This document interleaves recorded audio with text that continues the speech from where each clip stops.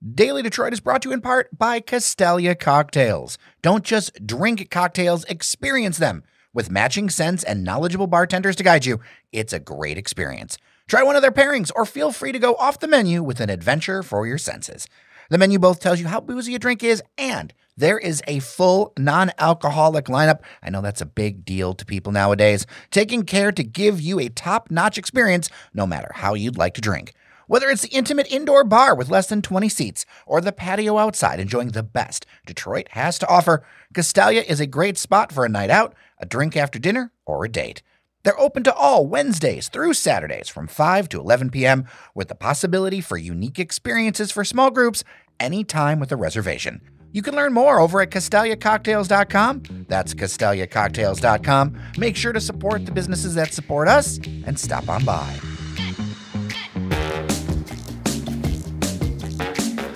Hello, everyone, and welcome to your Daily Detroit. It is Friday, January 5th, 2024. I am Jer Stay, sharing what to know and where to go in Southeast Michigan, and helping me do it, as he does every Friday from west of Woodward, it is none other than Devon O'Reilly. If I had the sound machine, I'd install all the clapping. How are you, sir? And the air horns and stuff, yeah. Oh, yeah, or the Skrillex drop, like the Yeah, don't try and do it. It only works if you have the drop. But great to be here, Jer. Let's get into it. We got a fun Friday, the new year. I saw you at the very end of last year. We chatted and we made some bold predictions, and so that was fun. But now this is our first Friday episode of 24, and of course we've already got stuff to talk about in the new year. For sure, and let's start out with something easy peasy. Right on, Jer. I noticed on a little walkabout around Woodward that the old Cornerstone Barrel House, which is a favorite of mine, a favorite, I think, of ours and of listeners, they've since moved out to Ferndale, so they're not gone forever. But not near, they're across 8 Mile, so not necessarily in my jurisdiction anymore. But there was talk that there was something that was going to go into that space, a new concept. And it looks like the building wrap would indicate that this place is going to be called Easy Peasy. I walked by that and I wondered what on earth it was. So I'm glad you got some info. What's going on? Apparently it's pretty tough to figure this out, because I did talk to a couple folks that from neighboring businesses, and even they were like, well, yeah, we were trying to Google it and it comes up as like children's clothes or something. Not the same thing. So I assured them that it's not going to be children's clothes. It will in fact be a bar concept. I'm confident in saying that. It's actually going to be from the Collect folks, which I think that maybe suburbanites may not be as familiar with Collect, but it's a awesome, amazing beer bar in Eastern Market on Gratiot there. They have a rooftop space. They have a first floor space next to Bunny near where Antietam used to be. They do a fantastic job. I love what they do. I love going there.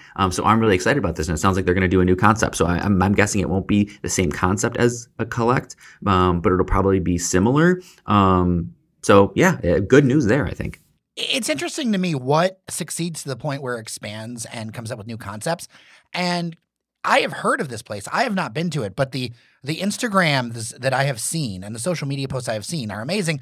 But yet I don't feel like this place gets as much coverage as some other places. Yeah, exactly. I mean, you've got Ferndale Project and all their various projects that they do in Eastern Market Brewing and all those different things. And they're going to founder spaces, a lot of stuff there. You get some of the other bigger breweries, Brew Detroit, Batch, things like that. You don't hear as much about Collect, but they're not necessarily, their focus isn't bring the beer themselves. They just have really interesting beers on tap. A lot of stuff from Europe, a lot of harder to find beers, a lot of niche beers. They do some good events. As I said, they've got a great rooftop. So they're more into that space, which will be really cool. And they have very, very limited food at the current Collect space. And I'm just thinking, given what Cornerstone's bones are, I did kind of peek through the window wrap, so it doesn't look like they're knocking walls down. So what I'm thinking is they'll probably use the bones of Cornerstone, and they had a kitchen. So my guess is a larger food format than you're used to with Collect. A big wild card for me, for anybody who had been to the old Cornerstone, you might have known that beneath Cornerstone, where the bathrooms were, was also a club called Whiskey Disco that would open up on the weekends. Now, I remember when that was Oslo. Oh yeah, you know what? I do. I was too young to go to Oslo, but I do remember when it was Oslo. That was a wild place, my man. Yes, you're right. You know what, Jared? Some of our listeners will know it as the former Oslo space. It did then become Whiskey Disco, which is what my kind of Detroiting era, which was a cool club downstairs, which you would go to just basically from Cornerstone. So that's basically, I say that to say there's a really cool kind of bar, club, event space in the basement, and I have no idea what they'll do with that, but there's some pretty cool things you could do. That is awesome to hear. I was wondering about it myself. We actually broke some news ahead of other outlets. I had to laugh because this week I was reading another major paper that they were very big on their, like the Dunkin is coming to Woodward. But if you read our newsletter, you would have known that I already talked about that Dunkin moving to Woodward right next to CVS, but I don't know if I talked about it on the show. Yeah, you hit it. It looks like, is that the old Slices Pizza, or am I think off a little bit? It's right in that area. And by the way, RIP Slices. I know, that's why I brought it up. Oh my gosh, the Slices. So here's the thing. Slices was the epitome of something that I think we're missing in the post-pandemic world. The cheap and cheerful. Meaning you get a couple of slices of pizza and a pop and you're out the door, and it was like $8 or something. Like, I miss those days where it was, oh, I'm working the corporate job. I only have, it's like 3 days till payday, but I still need to grab some lunch. There you go. Grab some slices, come back, and life is good. And I don't know how much of that exists anymore. I know, no. Slices was absolutely one of the last vestiges of kind of like the previous era of Detroit, where you could actually get away with having a cheap and cheerful, like no frills pizza joint on Woodward Avenue in prime downtown Detroit. And like, even I remember I would go there when I lived down the block, and you knew it was kind of not long for this world because you could see what was happening everywhere else around it. And you can only imagine, I mean, look, you could tell what was happening with rents and businesses, and there was no way that a place like Slices was going to be able to afford whatever rents were becoming. So I'm guessing they were a casualty of that, which sucks, but you saw the writing on the wall. But yes, RIP Slices for sure. I have another thing to share with you, but what else do you have in your bag of tricks? Yeah, I want to keep talking about my walkabout real quickly, because this is how it goes. My kind of wander over to Easy Peasy begat me looking across the street, across Clifford, to the Metropolitan Building and another building wrap that's up. Those of you who might notice on just outside of Parker's Alley at the Metropolitan Hotel, Element Hotel, Metropolitan Building, there's a window wrap on the left side of the building with like a goat. It's a black and white picture, and it's just like a big like goat outline. I know for purposes we don't need to get into on the show, I know that is going to be a bar called the Lone Goat. So I wandered over there, and sure enough, there I talked to some people and got myself let in to the build out space. So I got to see what's going on at the Lone Goat. This is a lot happening in literally one block. It is, and like this is literally so Easy Peasy is across the street from Wright and Company, across the street from the under renovation Lululemon. Like it's right in the heart of Woodward, and then you just go less than a block back on the across the street side, and there you go, a lone goat. A lone goat standing there. And the Metropolitan Building / Element Hotel, right now their only real food and bev concept is the Monarch Club, which is great, but it's it serves a singular purpose or specific purpose. In winter it can get kind of cold. Yeah, cold and cramped. There's not a huge space in the inside. It's more presented as a rooftop. So anyway, this Lone Goat is going to really scratch an itch, and I love getting like new concepts. It's always great when I can find out that like there's going to be something in Detroit that we never had or we don't have currently, and this is going to do that because the Lone Goat is going to very much be a authentic traditional English pub, a la like a European English pub. So think of like dark and rustic, lots of, European, British ales and beers. It's going to have a dartboard area. It's going to have a lot of bar seating, a big U-shaped bar. It's going to have a second level that kind of overlooks the main bar area with some other tables up there to kind of present the views and everything. So it should be a really, really cool concept. So I'm looking forward to that. I try to push for opening. It's tough, especially when you see it from the perspective of the builders. They don't want to tell you anything that they can't deliver. So I'm hearing it's going to be like a late spring type of situation, maybe a little after like opening day, a little after the draft, that sort of thing. But it'll be a great addition. But 2024. Oh, absolutely 2024. Definitely by the summer. Now here's my question.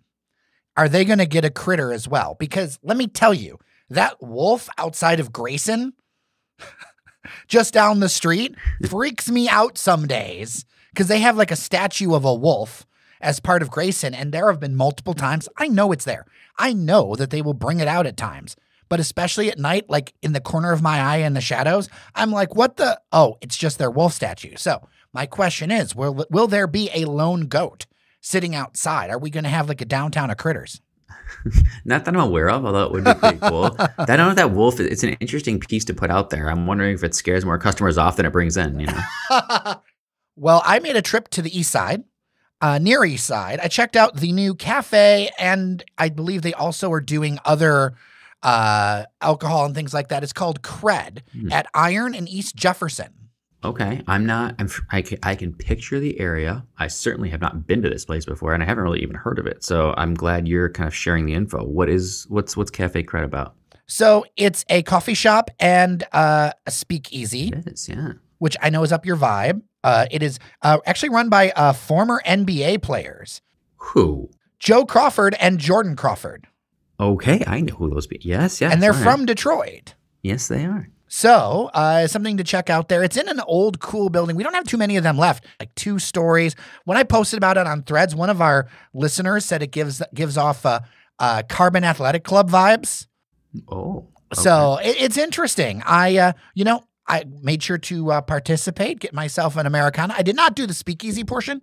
I had to go to a meeting, but I popped my head in. I posted some pictures. I will also put some on Instagram and Instagram stories after this podcast goes up, so you can take a look at it. But yeah, I'm always glad to see another edition. I was like, well, I wanted to go check it out, but all the news around it happened around the 23rd and holidays. So I was like, all right, I'm going to get out there and do it. So there you go. Cred Cafe, former NBA players, something new to check out on the Near East Side. Nice. I'm looking forward to checking it out, Jay. This sounds like you said, right up my alley. So, you know how we've been colloquially referring to that giant new tower that kind of, while in construction, looks like a robot as the Hudson's development? Because the Hudson's was there. In fact, I started my career in media working the Hudson's demolitions. That gives you context about how much of a townie I am. It may not be called the Hudson's. Now, this isn't settled. Let's be clear. But the first whack, according to the Free Press, was that the trademark office denied their application for a logo that people had not seen of Hudson's and calling it like Hudson's Detroit. And now this doesn't mean that it's over. They could apply and change, but there's a few contestants, including the restaurant across the street, the Hudson Cafe, which apparently filed earlier. So yeah, I'm very interested to see this. So it opens up 2 questions. Are they going to keep pushing for it? Should they keep pushing for it? And what would we call it otherwise? Right. Well, you also mentioned the building, the wrap on the site has long said Hudson site. So they were digging their heels into that really early. It is one of those things, Jared, where like I do feel that no matter what you call this, people know it as the Hudson site or the former Hudson site, or they're calling it the Hudson Tower. Like it was always Pine Knob. Yeah, you're never going to get away from it in a certain sense. My hope and my feeling is that they will kind of figure out their way around this. I mean, it's a little bit of kind of like legalese where it's like, how close can you get? Hudson something. They can't just call it Hudson's. I kind of get why that might be denied. But there's maybe, Hudson Yard in New York, right, and that was fine. Which didn't push back. They were not one of the people who took any umbrage. Now, Hudson Yard was built by related companies. Our buddy Stephen Ross, who friend of Detroit, friend of Michigan. So maybe he just kind of said, gave us a pass there. But I think that they'll figure out a way to kind of incorporate Hudson's into something like Hudson Tower or I don't know what. This is a great listener one. What do you want to, what would we call this place? Do you do away with Hudson's? If you do away with Hudson's, what are you leaning into then? Are you leaning into the fact that it's a bedrock property? Are you leaning into like Dan Gilbert? I mean, I don't think Dan has the ego, and people are calling it, Dan's basically, this is this dream project for Dan Gilbert. I don't think Dan would ever try and attempt to name the building after himself. So it becomes, what do you call it? The Hudson Rock?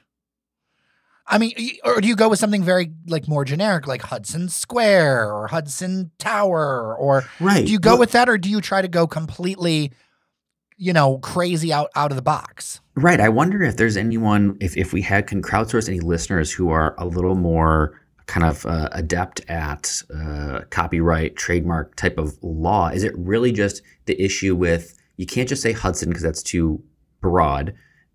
So it's about like, what word do you put with that? Can you say Hudson Tower, Hudson side? Like, that's the question I'm wondering, Jared. Is it just as simple as they denied the trademark because it was too broad or too too usable in other formats?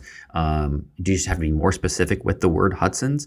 I don't know. I would like to hear what people think or what you would call it, because it is going to be the signature thing. And, for years, and this is something I have learned, I've tried so many times over the years to include skylines and different views of Detroit that are not the Rensen. And inevitably, people get mad at me because to so many people, the Rensen is the Detroit skyline. But I think with the size and power of this thing, you can see this thing. I was driving back from the airport. You can see this tower from Allen Park, over by the tire. Yep. Mm-hmm. Like, it's ridiculous how big this thing is as far as a landmark perspective.